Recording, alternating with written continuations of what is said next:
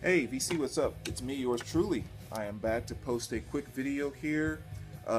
This is going to be a video response to Mike, Bostonian Reggie. His I forgot what did he title it? He titled it Typographical album art, where basically he just asked us to kind of show some different covers and stuff that just kind of where the artwork of the cover, whatever, is based around some type of text, just words, numbers, not necessarily looking at the pictures and designs and all that type of thing. So really good question, definitely one I don't ever remember coming up in the VC, and I know it hasn't for me, because when you first kind of threw that question out there, my first thought was, I don't know if I have anything, or and then as I was kind of digging through and pulling stuff out, I was like, holy cow, I have a ton of stuff. So clearly something I have never really thought about. So very, very good choices. I know a couple of people have done videos which I haven't watched yet. I've only seen the response, or your response, Mike. So I did see that you pulled out that Cannonball Adderley, which is one of the first ones that came to mind. So I didn't double up and pull that out as well. But definitely pulled up a number of other things too, so just gonna kind of jump on board, and as always, let me know what you think.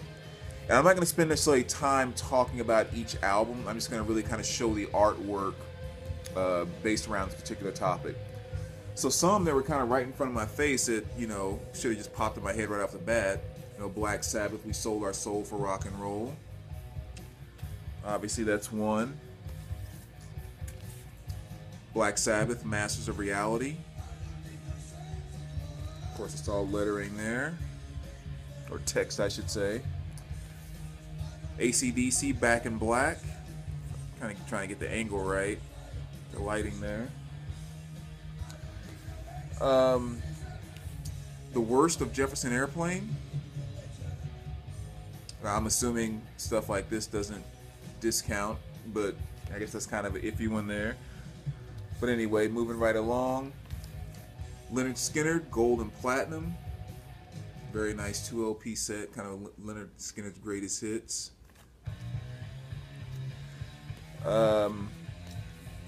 James Gang, Rides Again. That's another one. Kind of show the back of that cover. That's a pretty cool one. So that was another one that came to mind. Bad Company. Doesn't get much more simplistic than that. And of course, classic Led Zeppelin. Gotta have that. Coda. And another one too that kind of should have popped right out, the more you think about it. Led Zeppelin 3. Again, I don't know if the little designs and stuff kind of disqualify that, but thought I'd throw it in there anyway. This is another one that kind of popped, or I should say came to mind as soon as I saw that thread, but Howlin' Wolf. As you can see on the front there, it says this is Howlin' Wolf's new album. He doesn't like it. Yeah, he doesn't like it. He didn't like his electric guitar at first either. So it's kind of funny there. And just kind of a little kind of real general type of history or whatever, but actually with this album, and then also another one I pulled out here, Electric Mud. This was kind of a time when I guess Chess Records was trying to kind of play off of what was going on with the whole psychedelic thing, so they kind of electrified Howlin' Wolf and Muddy Waters a little, more so than their normal blues, if you will, to try to play off of what was going on with that whole psychedelic thing and what Hendrix and all those guys were doing at the. But so yeah, that's why they were talking about how Wolf just wasn't exactly happy with the direction of that. But anyway, two covers there. Vanilla Fudge, Rock and Roll. That's another one.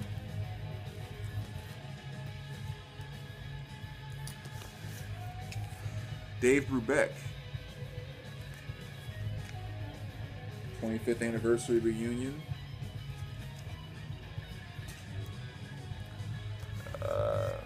Here's another one I'm sure a number of people will kind of throw out. But And again, I don't know if a little picture might disqualify this one, but Free Jazz, a collective improv by Ornette Coleman, who I think really liked the text stuff, because here's another one by Ornette Coleman. This is just called Ornette. That's the name of that album. And then you also have Ornette on tenor. So he kind of liked doing the whole text thing. Hank Mobley, another good one there. Mobley's Second Message. You can kind of see what's going on the cover there. As well as John Coltrane, Old Train on Atlantic.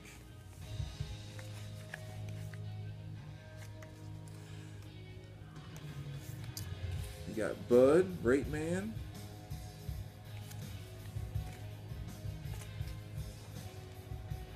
You can see there on the back,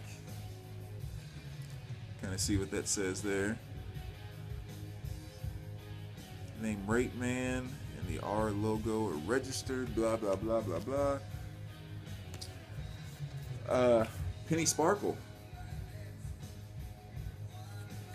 That's another one. You can kind of see all the stuff going on there on the back as well.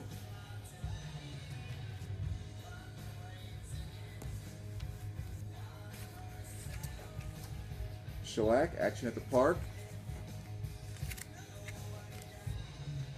And actually, I think the cover technically goes like this, but pretty simple and to the point there. Again, this one has a few extra things going on, but I thought it was still worth mentioning based on the context of the thread. But Dana Dane, you just kind of see it has those little images of him all around, but still. And the name of the album is Dana Dane with Fame. So I thought that was at least worth mentioning. Kenny Dorham. So that's another good one there on Blue Note. And again, little picture right there, but for the most part, that cover's text driven. Here's a great one too. The Counting Crows, August and Everything After. So that's kind of awesome. Between the front and the back, you have that kind of extra text, kind of burnt, if you will, into the background. So that's a really cool one.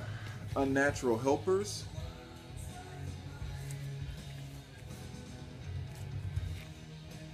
Another really good one.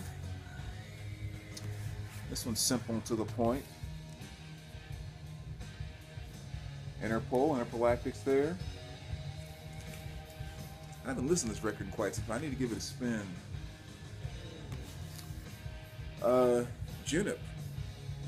That's a really simple one. Very kind of, I don't know, the Ring kind of, something kind of almost like horror movie with that, the way that font is, with the way they have Junip laid out there.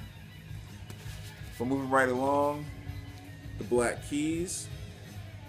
That's another one. This is the 12-inch single, Howling for You and Tighten Up. And this was kind of cool too. Maybe I'll spend like a quick second on this, because you know it says the Black Keys, and then as it kind of goes around in towards the center, just like the record plays. This is a 12-inch single by the Black Keys. Tighten Up. The song on the the song on the A side is called Tighten Up. The song on the B side is called Howlin' for You. So that's what's kind of written, as you can see, all the way around there. And even on the record itself, you can kind of see right there, the Black Keys, the name of the song on this side is Howlin' for You. The name of the song on this side is called Tightening Up. So, kind of a neat idea. This one's probably about as simple as it gets. But John Mayer, Continuum, which is a really good album, by the way. But you can probably barely see it in a really light font right there. It just says Continuum.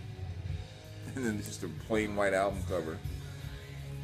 So, and last but not least, Again, exclamation point right in your face there with New. 1976 recording. Another album I haven't listened to in quite some time. I have to leave this one out and give it a spin. In fact, I'll set that over there. But anyway, there you go. A few that I pulled out there. Didn't really even get into a few of my other sections because stuff just started popping up so fast. And like I said, I ended up having a lot more than I thought. But great idea for a thread. Definitely one I've never seen or heard of in all my years here in the VC. So I hope you enjoy it. And as always, let me know what you think. All right, take care, man.